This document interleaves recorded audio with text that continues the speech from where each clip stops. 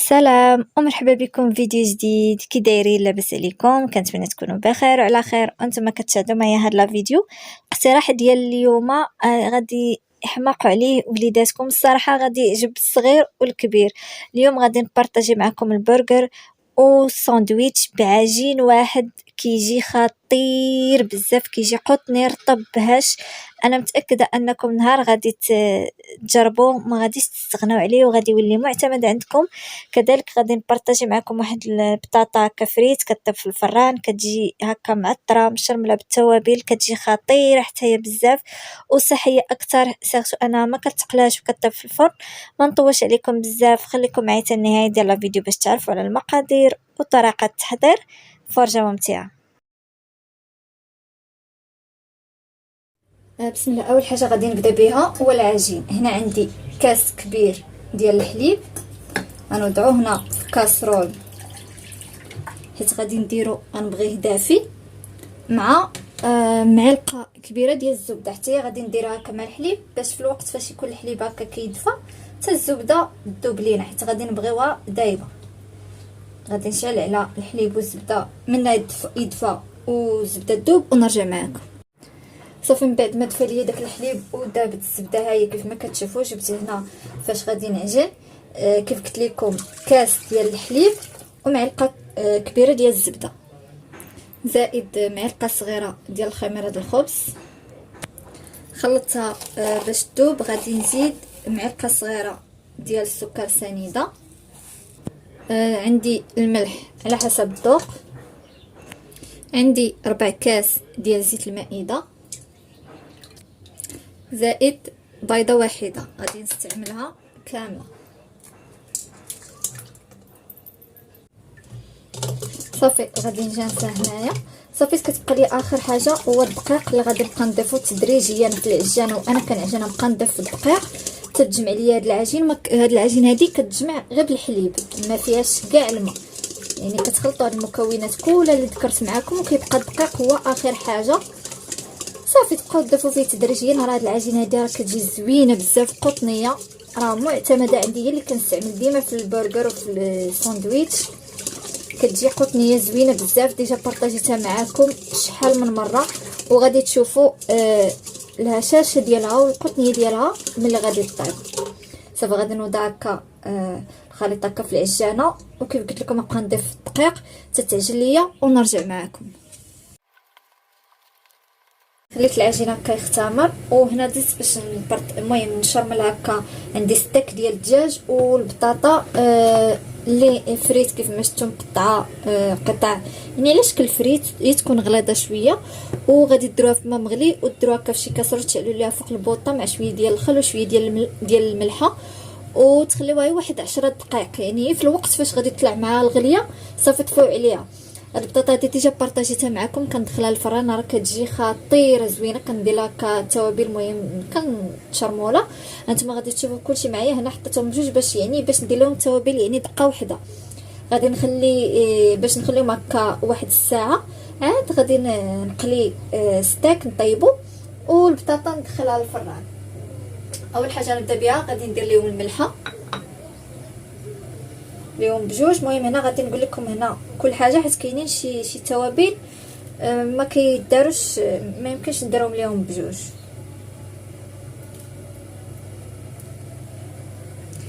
عندي الخرقوم،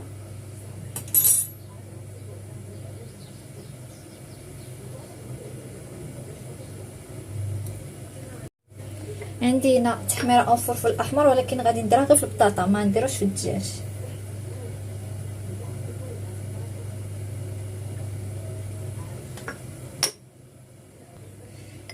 الفلفل الاسود او الابزار نديرهم لهم بجوج.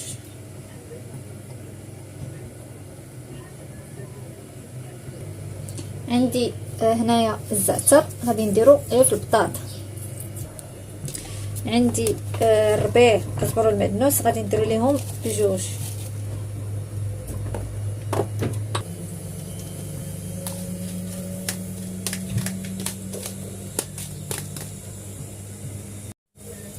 عندي هنا معلقه كبيره ديال الياغورت الطبيعي غير في الدجاج. هنا راه حيت كنهز معلقه صغيره داكشي علاش درت 2 معالق.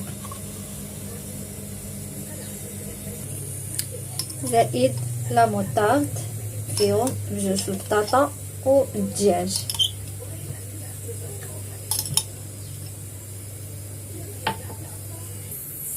واخيرا رشيشه ديال زيت الزيتون. صافي غادي نجانس هادشي مزيان. المهم هنا راه في الدجاج او في ستيك ديروا هكا عسل حامض. انا راه رقدتو فيه، داكشي علاش ما درتوش باش ما يجيش محمض بزاف. يعني ملي غسلته درت فيه عسل حامض والخل ديال الحامض. نتوما ديروه الا بغيتو. صافي غادي نجانس هكا هادشي، هاد الشرم لا التوابل والدجاج والبطاطا، وغادي نخليهم هكا واحد الوقت، واحد الساعه او ساعتين على حسب شحال الوقت عندكم. عاد غادي ندوز نطيبهم. والبطاطا حتى هي كذلك ملي غادي نبغي نطيبها هكا ندخلها الفران راه غادي نصورها لكم. كتجي زوينه هاد البطاطا بزاف، غير جربوها. العجين ديالي من بعد ما اختمر. المهم ما تسمعونيش مزيان حيت ماما ردات العشاء هنا حدايا كيطات الكوكوط في الصفاره. المهم هنا العجين هو من بعد ما اختمر غادي نقطعو على نصفين. كيف قلت لكم في بدايه الفيديو غادي ندير جوج البرجر والساندويتش. نتوما يمكن لكم انا ديجا في هذا العجين درت به غير الساندويتش بوحدو ودرت به غير البرجر بوحدو. انا هذا النهار شريتهم بجوج، داكشي علاش غادي نقسم. نتوما بغيتو ديروا به حاجه وحده ديروها. ومن الفاره كنضاعف الكميه حيت كتجي زوينه هاد العجين هادو، واخا تصاوبوا وتحتفظوا به. المهم كيف قلت لكم غادي نقطعوا النصفين وغادي غادي تشوفوا كلشي في الفيديو.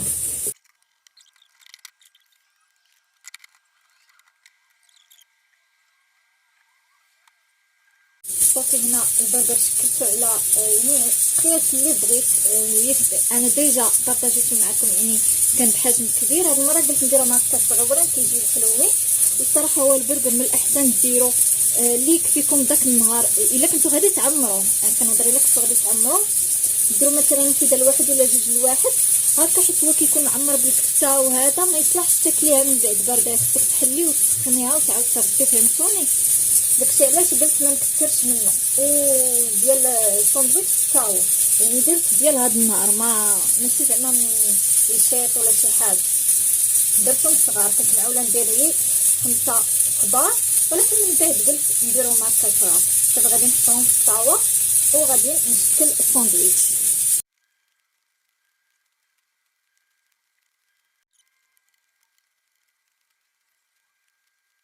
المهم هنايا قلت نسرع معكم وحده على وصفات ديال الكوكوط، ولكن قلت من الاحسن نشرح لكم.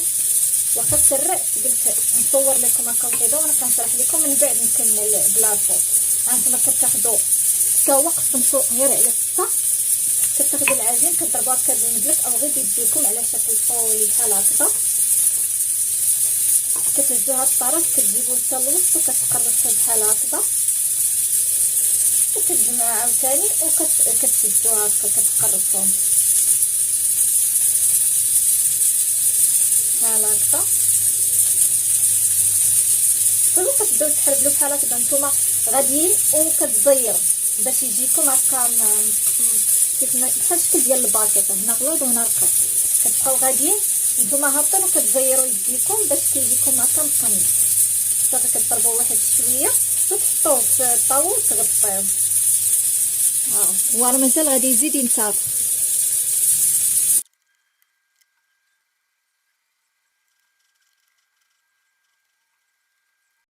صافي هنا من بعد ما انتهيت من تشكيل البرجر والساندويتش ما غاديش ندخلو دابا مباشره للفران. غادي نغطيه بمنديل نقي ونخليه عاوتاني يزيد يختمر المره الثانيه. عاد غادي ندوز باش ندهنو هكا بالبيض ونزينو بالزرارع. عاد كندخلو للفران. البرجر والساندويتش من بعد ما اختمر كيف ما كتشوفوا زاد في الحجم ديالو. يعني خذوا بعين الاعتبار بانه واخا ديروهم الا درتوهم كبار بزاف راه حيت مازال كيخمروا، مازال ملي غادي يدخلوا الفران مازال غادي يزيدوا يخمروا اكثر من هكا ويضاعف الحجم ديالهم. داكشي علاش فكرت وانا نقصهم. هنايا عندي بيضه درت فيها شويه ديال الحليب وغادي ندهنهم. غادي نزين هم بالزرارع اللي عندكم، يا البافو يا الشيا يا الزنجلان يا اللي بغيتو يا حبه البركه. غادي نزينهم، ولكن هذا الساندويتش غادي ندير ليه حتى خطوط هكا هكا باش نزين. عاد غادي ندردر عليه حتى هو الزراره.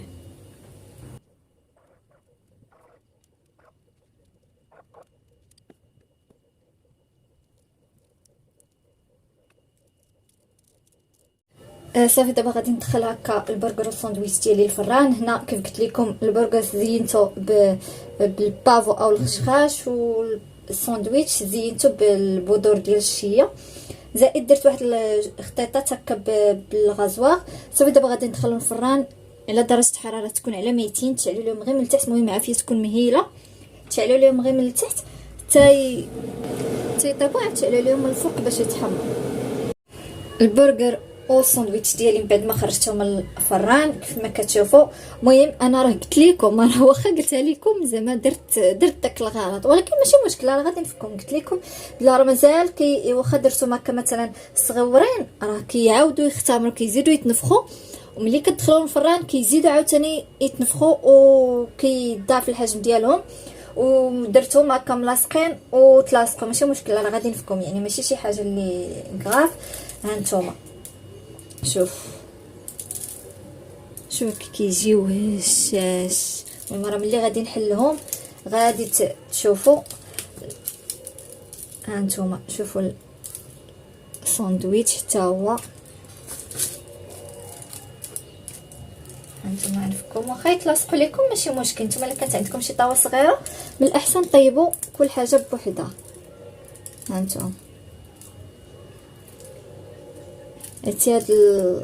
هاد العجين هذا غير جربوها، راه كتجي خطيره بزاف. وملي غادي نقطعهم ليكم تشوفوهم من الداخل راه غادي تشوفوا كيفاش دايرين. هانتوما شفتوا العجين قطني. هاد العجين هذا يمكن لكم تعتمدوها، كديروا مثلا ديروا فيه هكا ساندويتشات يعني بكميه اللي كثيره وتحطوهم في الكونجيلاتور، ومره كتجبدوهم وتعمروهم باش ما بغيتو. الا كانوا هكا مثلا الا كنتو كتبغيو هكا ساندويتش بزاف صابوا واحد الكميه اللي كثيره ودخلوها للكونجيلاتور. انا غادي نحلهم هكا نبعدهم على بعضياتهم وندوز باش نبارطاجي معكم. هكا غادي نطيب هكا البطاطا، غادي ندخلها دابا ما حد الفران باقي سخون.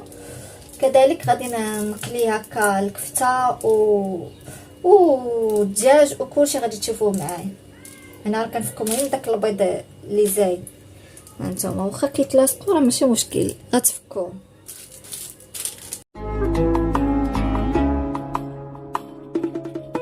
رمضان جانا وفرحنا بو بعد غيابه وبقاله زمان. غنوا قولوا شهر بطوله، غنوا قولوا أهلا رمضان جانا وفرحنا بو بعد غيابه. صافي دابا غادي ندوز نبدا نعمر هكا في البرغر والساندويتش ديالي حيت قرب هكا الاذان. عندي الكفته اللي قليت، الدجاج حتى هو من بعد ما قليته قطعته هكا شويه مطيشه، قطعتها دوائر حيت لها القشر. نتوما خليوها بالقشر الا بغيتو، انا ما كنبغيش القشر داكشي علاش حيدتها. والبصله ها هي حتى هي عسلتها هكا مع شويه ديال الملحه والفلفل الاسود. البصله كيدار ليهم خضر ولكن انا ما كتعجبنيش خضره، داكشي علاش قلت نشحرها هكا شويه. عندي الفرomage، مايونيز يلاه صاوبته غير دابا، ديجا بارطاجيته معكم ما صورتوش باش ما يجيش الفيديو طويل. وعندي الخس ها هو. زيدوا الكورنيشو نسيت ما جبتوش حتى دابا عاد فكرتني اختي، ولكن مشى الحال باش هبط ليه. يمكن لكم ديروا مايونيز ولا الصوص الجيري، انا ما نديرش الجيري حيت حاره بزاف ما غاديش يبغيوها. صافي دابا غادي ندوز نبدا نعمر. غنبدا لكم هنايا شنو سميتو بالبرغر. ندير شويه هكا ديال المايونيز،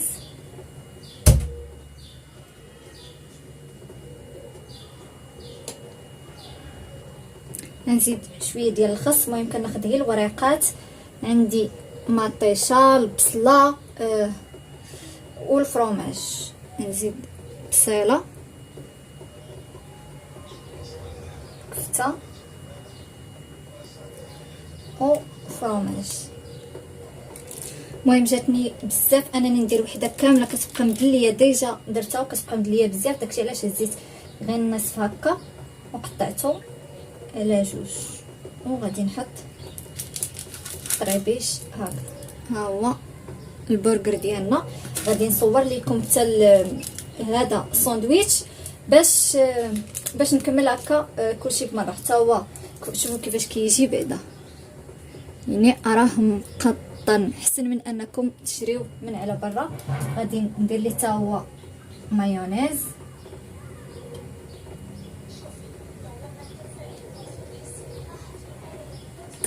غادي ندير شويه ديال الخس هو الاول،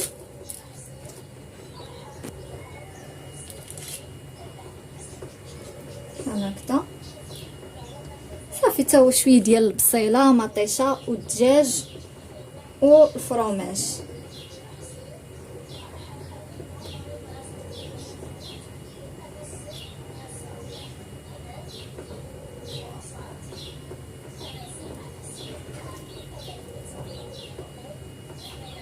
بحال هكذا. وغادي نزيد الفرماج بحال هكذا. المهم راه حتى قطعت عاد زدت مطيشه نسيتها.